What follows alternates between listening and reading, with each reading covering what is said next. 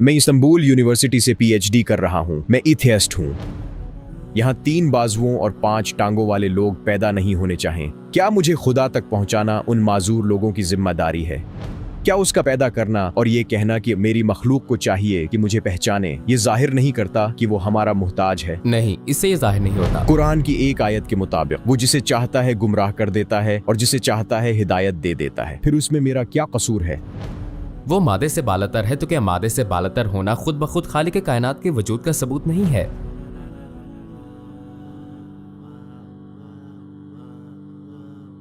अगर ये video YouTube पर पोस्ट कर दूं तो मसला तो नहीं? कोई मसला नहीं। आप क्या करते हैं? स्टूडेंट हैं या काम करते हैं? मैं इस्तांबुल यूनिवर्सिटी से पीएचडी कर रहा हूँ। क्या आप किसी पर ईमान रखते हैं? मैं इथीज़म और फलसफे को मानता हूँ। मैं एक लंबे अरसे तक मुसलमान रहा, आम से अंदाज में, फिर लंबे अरसे तक डीइस्ट रहा, अब मैं इथीस्ट हूँ। किस बात से आप कायल हुए कि कायनात का कोई खालिक नहीं है? क्या आपको कोई सबूत या इशारा मिला? रिलीजन्स के मुताबिक खालिक कायनात हर शख्स का जाती खुदा है। मसलन वो मुझसे मोहब्बत कर सकता है जैसे वो अपने पैदा करदा पैगंबर से मोहब्बत करता है और अपनी इबादत न करने वालों से नफरत। अगर खालिकी कायनात है तो उसे लाजिमन मुझसे बेहतर और परफेक्ट होना चाहिए। ठीक है, चले मैं आपसे पूछता हूँ, आप ये क्यों समझते हैं कि किसी से मोहब्बत या नफरत करना खालिक कायनात की खामी है? क्या वो एक ही वक्त में आपसे बेहतर और अपने बंदों और मखलूकात से मोहब्बत करने वाला नहीं हो सकता? उसकी मोहब्बत उसके ना होने का सबूत क्यों बन गई? उसकी सिफत इंसानों जैसी है, इसलिए मैंने कहा उसका वजूद नहीं।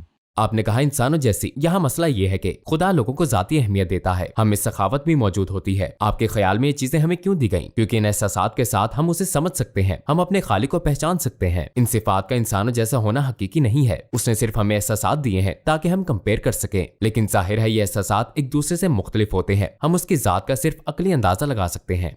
मैं वक्त और जगह से बाहर की किसी चीज का तसव्वुर नहीं कर सकता, तो फिर मुझे उसका जिम्मेदार क्यों ठहराया जाए? चूंकि हम वक्त के धारे में जीते हैं, लिहाजा शायद हम गैर महदूद वक्त का तसव्वुर ना समझ पाएं, मगर इसे ना समझ पाना खुदा के ना होने का सबूत नहीं है।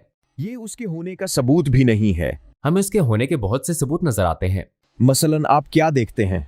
मगर ओके, चलें इसके मुतालिक समझने की कोशिश करते हैं। अगर हम बिल्कुल बुनियाद से समझे तो हर चीज मादे से बनी है, या ये कि खालिक कायनात मादे से बालतर है। ठीक, हाँ। कायनात में 2 तरह की तख्लीकात हैं। एक, किसी चीज के बगैर यानी शुरू से तख्लीक करना। 2, पहले से मौजूद मटेरियल से तख्लीक करना। अगर मैं तख्लीक के ये दोनों तरीके देखूं तो ये सब कौन करता है? ज़हनी और अकली तौर पर मैं एक अंदाजा लगाऊंगा। मसलन पहली किस्म यानी किसी चीज के बगैर तख्लीक के लिए ऐसी जात का होना जरूरी है जो हमेशा से हो और जो किसी चीज की मोहताज ना हो। अगर पहले से उसका वजूद ना हो तो वो शुरू से खुद को तख्लीक नहीं कर सकता, क्योंकि पहले से उसका वजूद ही नहीं। अगर वो किसी शख्स या चीज का मोहताज हो तो कोई नई चीज पैदा नहीं कर सकता। इसके लिए ऐसी जात की जरूरत है जो हमेशा से मौजूद हो और जो किसी का मोहताज ना हो। तसव्वुर करें एक दिन आप सुबह जागें, अपना गैराज खोलें और वहां एक फिरारी पाएं। हम कहेंगे किसी ने लाजमन इस कार को वहां खड़ा किया है ना? जी हाँ।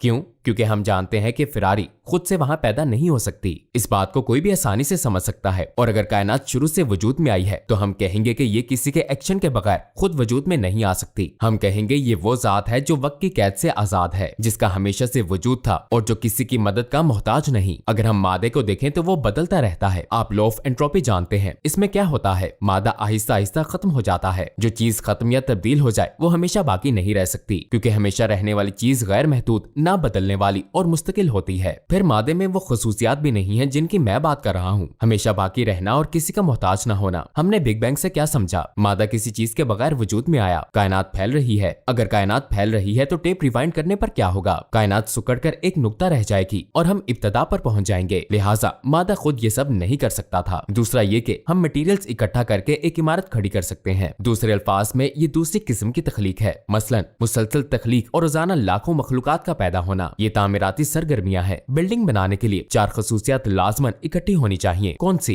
इल्म, इरादा, इख्तियार और जिंदगी। इनमें से कोई एक भी ना हो तो कोई तामीराती सरगर्मी नहीं हो सकती। मसलन तसव्वुर करें आप साहिल समंदर पर हैं और उस पर एक घर बनाना चाहते हैं, चाहे रेत का ही हो, तब भी ये 4 खसूसियात मौजूद होना जरूरी है। इल्म का मतलब घर बनाने के तरीके की मालूमात है। इरादा इस फैसले की अहलियत का नाम है कि काम किया जाए या नहीं। इख्तियार का मतलब है ताकत। और फिर जिंदगी, एक मुर्दा चीज रेत से भी घर नहीं बना सकती। थी। घर की इस मिसाल की तरह इस दुनिया में हर सेकंड में 4 लोग पैदा होते हैं और लाखों मखलूकात पैदा होती हैं। लिहाजा इनमें से हर तामीराती सरगर्मी के लिए ऐसी जात की जरूरत है जिसके पास इल्म, इरादा, इख्तियार और जिंदगी हो। और फिर जब मैं एटम्स और मादे को देखता हूँ तो इनमें ये 4 खसूसियात नहीं है। हमारे मुताबिक 2 ही ऑप्शंस हैं, मादा या फिर मादे से बालतर कोई जात। लिहाजा अगर मादे में ये खसूसियात नहीं है तो फिर मादे के पार ना देख पाने और वक्त की गैर महदूद हसीयत को ना समझ सकने के बावजूद मुझे कहना पड़ेगा कि किसी जात का वजूद है।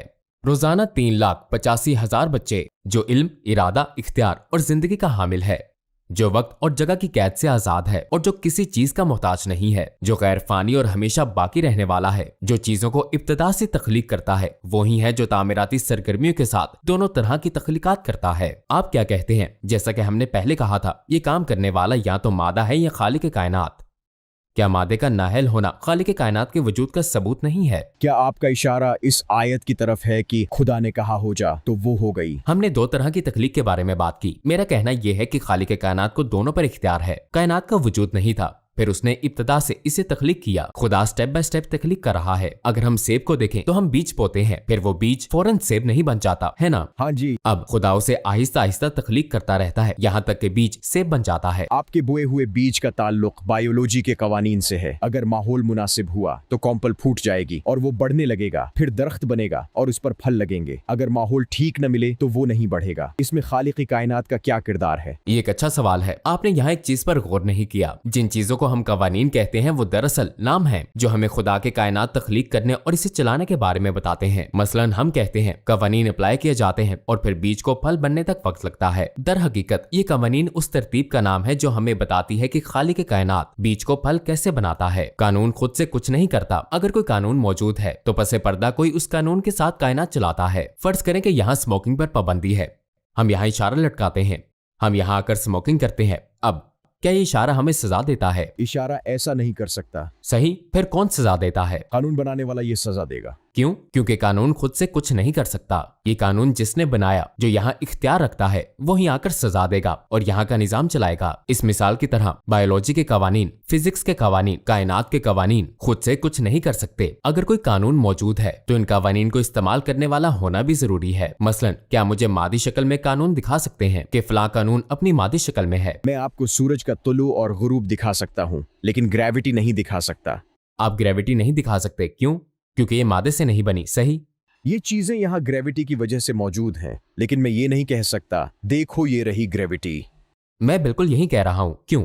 क्योंकि ये मादी चीज नहीं है। ये वो चीजें हैं जिनके अंदाजे हम जहन में लगाते हैं। ये हमारा अकली अंदाजा होता है। यहाँ नजर आने वाले कवानीन उन तरीकों के नाम है जिनके जरिए खुदा कायनात और मादे का निजाम चलाता है। अगर कोई सिस्टम हो तो उसे चलाने वाला भी होता है। अगर कोई कानून मौजूद हो तो उसे अप्लाई करने वाले भी होते हैं। लिहाजा ये बात एक बार फिर खालिक का वजूद साबित करती है। क्या आपके ख्याल में कायनात बहुत ज्यादा ऑर्गेनाइज्ड है? मेरे ख्याल में तो यहाँ अफरा तफरी है। हमें सूरज के तुलू और ग़ुरूब का वक्त पता है। सही, बिल्कुल। क्या कभी हम खबरों में सुनते हैं सूरज ग्रहण होने वाला है जो सदी में एक बार होता है? हम इंतजार करते हैं और वो बिल्कुल बताए गए वक्त पर होता है। चूंकि ये पेशगोइयां मैथमेटिक्स फॉर्मूलों के जरिए होती हैं, तो क्या इनसे ये साबित नहीं होता कि यहाँ कोई बेतरतीबी नहीं है? आप यूनिवर्सिटी गए और अभी आप पीएचडी कर रहे हैं, आपके पास मास्टर्स की डिग्री है, आप जरूर अब तक अपनी क्लासेस में सैकड़ों फॉर्मूले देख चुके होंगे। हो सकता है आपको उन्हें याद भी करना पड़ा हो, है ना? हाँ। आपके याद किए हुए तमाम फॉर्मूले दरअसल हमें क्या बताते हैं? वो बताते हैं कि कायनात को एक तरतीबी निजाम चला रहा है, क्योंकि अगर फॉर्मूला है तो तरतीब भी है। किसी अफरा तफरी और बेतरतीबी की जगह पर आप एक फॉर्मूला निकालें और कहें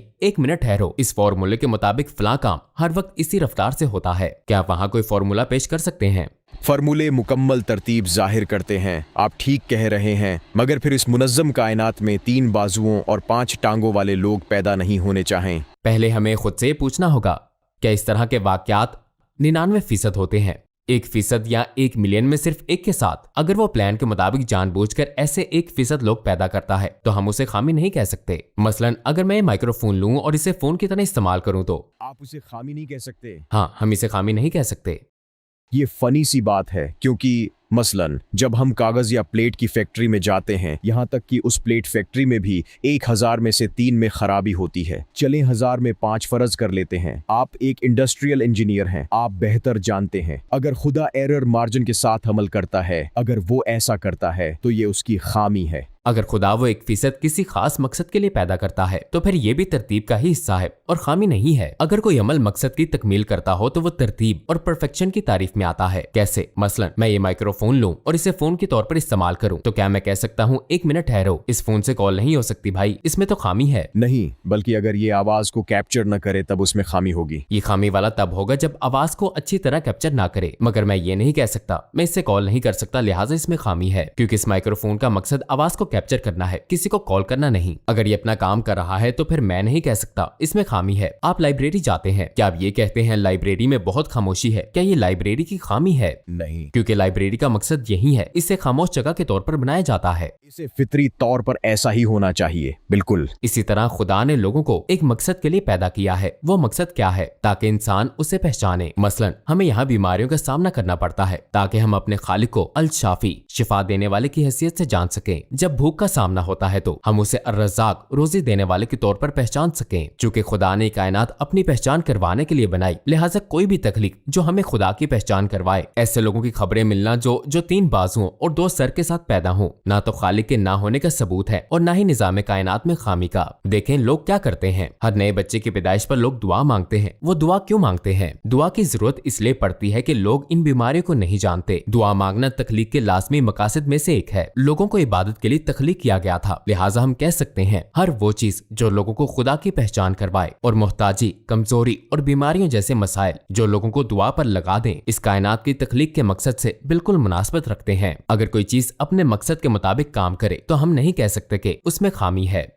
क्या मुझे खुदा तक पहुंचाना इन माजूर लोगों की जिम्मेदारी है? और खुद उनके लिए भी। वो लोग सिर्फ दूसरों के लिए नहीं बल्कि खुद अपने लिए भी खुदा की दलील पाते हैं। जैसा कि हमने कहा, लोग खुद अपनी सिफात में खालिक को देखते हैं। जो खुद को कमजोर समझता है वही कुव्वत वाले खालिक को पाता है। उनकी बीमारियां दरअसल उनके लिए पैगाम है। अगर पैगाम लिखने का मकसद आपको बात समझाना है तो ये लोगों को समझाने के लिए ही भेजा जाता है। इस मामले को इस तरह देखना चाहिए, शुरू से आखिर तक हमने खालिक के वजूद पर बात की है। आप क्या कहते हैं जब हम इब्तदा से किसी चीज की तख्लीक की हकीकत देखें? अगर मादे में खसूसियत ना हो तो क्या मादे से बालातर होकर खालिक का वजूद खुद ब खुद खालिक के कायनात के वजूद का सबूत नहीं है? आपने अभी भी खालिक को रज़ाक, रिस्क देने वाला, शफा देने वाला वगैरह कहा। मेरी राय तब्दील नहीं हुई है। मतलब ये सिफात आपको गैर माकूल लगती हैं? हाँ। फिर किस किस्म का खालिक माकूल होगा? क्या वो जिसकी कोई खसूसियात ना हो? मेरे जहन में जो खुदा है वो समझ में आने वाला और मुझसे बेहतर है।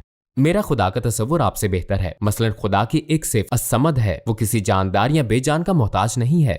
क्या उसका पैदा करना और ये कहना कि अब मेरी मखलूक को चाहिए कि मुझे पहचाने, ये जाहिर नहीं करता कि वो हमारा मोहताज है? इससे ये जाहिर नहीं होता, क्योंकि मेरे ख्याल में तो जाहिर होता है, क्यों नहीं? अगर हम कहेंगे मेरे ख्याल में, तो हम मामले की सच्चाई तक नहीं पहुंच सकते। हमें यहाँ सबूत को देखना होगा। उससे आपकी या मेरी राय तब्दील नहीं होती, मगर मैं इसी तरह समझता हूँ। तसव्वुर करें, एक माँ अपने बच्चे का सर चूम रही है। वो पिछली रात को नींद से जागी, अपने बच्चे का सर चूमा और दोबारा सोने चली गई। उसने ऐसा इसलिए किया कि वो ये करना चाहती थी, राइट? हाँ। दूसरे अल्फाज में ये उसकी जरूरत नहीं है। खुदा के लिए तख्लीक भी ऐसी ही चीज है जिसे वो करना चाहता था। ये उसका इंतखाब था, इसलिए नहीं कि उसे इसकी जरूरत थी। हमने शुरू में कहा था उसका गैर फानी होना जरूरी है ताकि वो इब्तदा से चीजों को तख्लीक कर सके। उसे किसी चीज का मोहताज हरगिज नहीं होना चाहिए ताकि वो चीजें तख्लीक कर सके और नशोनुमा जारी रहे। अगर कोई चीज गैर फानी हो तो उसकी रहमदिली भी लामहदूद होती है, उसकी ताकत भी लामहदूद होती है। उसके लिए मोहताजी की कोई गुंजाइश नहीं होती, क्योंकि हम हर लिहाज से मुकम्मल होने की बात कर रहे हैं जिसकी कोई हद नहीं होती। लिहाजा हम कह सकते हैं ऐसे किसी चीज या जानदार की जरूरत नहीं। अगर आप पूछें उसने क्यों तख्लीक किया, तो तख्लीक उसके नामों और सिफात की एक झलक है। कोई सखी हो तो वो अपनी सखावत दूसरों को भी देना चाहेगा। अगर कोई सिफ्त मौजूद हो तो वो सिर्फ छलकना और सबके सामने आना चाहेगी। जो खूबसूरती और परफेक्शन का मालिक होगा वो अपनी खूबसूरती और परफेक्शन जाहिर करना चाहेगा, यानी खूबसूरत शख्स अपनी खूबसूरती का इजहार करेगा। चूंकि खुदा ना खत्म होने वाले खजानों का मालिक है, उसकी ताकत गैर महदूद है, लिहाजा उसने चीजों को तख्लीक करना चाहा और अपनी सखावत, अपने इनामात के साथ उसने अपनी मखलूक को जिंदगी अता की। वो ये करना चाहता था मगर इस काम का मोहताज नहीं था। उसने इंसानों को तख्लीक किया और अपनी सखावत का इजहार किया, और उसका ऐलान है कि वो हमेशा की जन्नत में भी ये सब आपको देता रहेगा। ठीक है, खुदा मुझे यहाँ पैदा करना चाहता था और कुरान की एक आयत के मुताबिक वो जिसे चाहता है गुमराह कर देता है और जिसे चाहता है हिदायत दे देता है। फर्ज करें वो मुझे एथिस्ट होने की वजह से हिदायत नहीं देना चाहता था, लिहाजा मैं एक एथिस्ट बन गया। फिर उसमें मेरा क्या कसूर है? ये एक अच्छा सवाल है। आपने कुरान का तर्जमा पढ़ा है? हाँ, मुझे तर्जुमा पढ़ना पड़ता है क्योंकि मैं मकामी अरब नहीं हूँ। ठीक है, आप तुर्किश तफसीरें एक्सेजीसिस देख सकते हैं, जो कि आयतें मखसूस वाकयात के बाद नाजिल होती थी। लिहाजा अगर हम किसी वाक़े के मसाइल उसकी बुनियाद को नहीं जानेंगे तो एक जाती ख्याल बन जाएगा। ताहम ये आयत एक खास वजह से नाजिल हुई थी, इसके मायने उस वाक़े के लिहाज से दिए गए हैं। पैगम्बर सल्लल्लाहु अलैहि वसल्लम ने इस आयत की तशरीह और वजाहत की है। जब हम इस आयत को देखते हैं तो खुदा फरमाता है व यहदी मन यशाऊ, खुदा जिसको चाहता है हदायत दे देता है। दूसरे हिस्से में ये बताया जाता है कि खुदा किन को हदायत देगा। खुदा फरमाता है मैं जिसे चाहूंगा हदायत दे दूंगा। सवाल ये है कि वो किसे हदायत देना चाहता है। दूसरी आयत में उसने उन लोगों की खसूसियात बताई हैं। उसने फरमाया सूरह बकरा के बिल्कुल शुरू में, वो खुदा से डरने वाले बगैर देखी चीजों पर ईमान लाते हैं और नमाज कायम करते हैं। कुरान में उन लोगों की बहुत सी खसूसियात बताई गई हैं। कुरान में दूसरी जगहों पर खुदा ने बताया कि वो किन लोगों को हदायत देगा। इसमें इंसान की विल पावर का अमल दखल है। अगर इंसान कुरान पढ़ता है तो दीन और ईमान के असूल वाज़ेह हो जाते हैं। क्या मैं हदायत चाहता हूँ या नहीं? अगर आप इसे देखकर कहते हैं मैं नहीं चाहता, तो खुदा फरमाता है जो लोग हदायत पाना नहीं चाहते उन्हें हदायत नहीं दी जाएगी। वो फरमाता है मैं किन लोगों को हदायत दूंगा? वो लोग जो हदायत पाना चाहते हैं। वो कहता है जो ये कबूल करेगा उसे हदायत दे दी जाएगी। वरना लोग जब तर्जमा पढ़ते हैं तो वो इसके मुख्तलिफ मायने ले सकते हैं। ठीक है, अब आप क्या करेंगे? तलाश जारी रखेंगे? नहीं, मैंने बहुत पहले ही तलाश रोक दी थी। मैं अपनी जिंदगी नॉर्मल अंदाज में गुजार रहा हूँ। मैं एक सादा सा सवाल करना चाहता हूँ, आप चाहें तो जवाब न दें। जब आप एथीज्म की बात करते हैं तो आपकी फैमिली, दोस्त, रिश्तेदार भी होंगे, आपकी कोई महबूबा या बीवी भी होगी। इतने सारे लोगों से आपका दिली ताल्लुक होता है। जबकि एथीज्म कहता है कि मौत के बाद जिंदगी नहीं है। आप ये बात कैसे सह लेते हैं? कोई शख्स इस सोच के साथ कैसे खुश रह सकता है कि मेरा वजूद बिल्कुल खत्म हो जाएगा? इसकी बजाय इस मामूली सी अकली दलील के साथ कि हाँ ठीक है, खालिक के कायनात के खिलाफ ये 100 सबूत हैं, इनमें से एक मुझे समझ आ रहा है, लिहाजा मैं बस इसे मान लूंगा। बाकी 99 चीजें जो मेरी समझ से बाहर हैं, मैं इन्हें स्टेप बाय स्टेप हल करने की कोशिश करूंगा। क्या ये बेहतर नहीं होगा? फना हो जाने के ख्याल के साथ आप कैसे जिएंगे? मैं खुश हूँ क्योंकि मैं अपनी जिंदगी का मालिक हूँ। क्या आपको बोझ, ज़हनी दबाव महसूस नहीं होता? क्या आखिरकार आपका नामो निशान खत्म हो जाएगा? इस ख्याल के साथ कैसे जी सकते हैं? मरने के बाद मुझे नहीं मालूम, हो सकता है मैं कोई घास फूस बन जाऊं, गाय मुझे खा ले, दूध दे और बच्चे वो दूध पिएं, या उसी तरह की कोई चीज। उसके अलावा और क्या हो सकता है? मैं सॉसेज में, पस्त्रामी में था। अगर आप किसी प्यारे से 1 महीने के लिए अलग हो जाएं, तो आप उससे अलग नहीं रह सकते, है ना? मतलब आपस में इतना जज्बाती ताल्लुक होता है। हाँ, हो सकता है। अगर हम उससे 1 महीने के लिए अलग नहीं रह सकते, आप अपने किसी प्यारे से 1 महीने के लिए भी अलग नहीं रह सकते। मगर ये ख्याल कि मैं अब कभी उनसे नहीं मिलूंगा, अगर सैकड़ों माकूल सबूत मौजूद हैं, तो मेरे ख्याल में कोई एक सबूत भी खालिक को मानने के लिए काफी है। अपना ख्याल रखिएगा। आपसे मिलकर बहुत खुशी हुई। मुझे भी।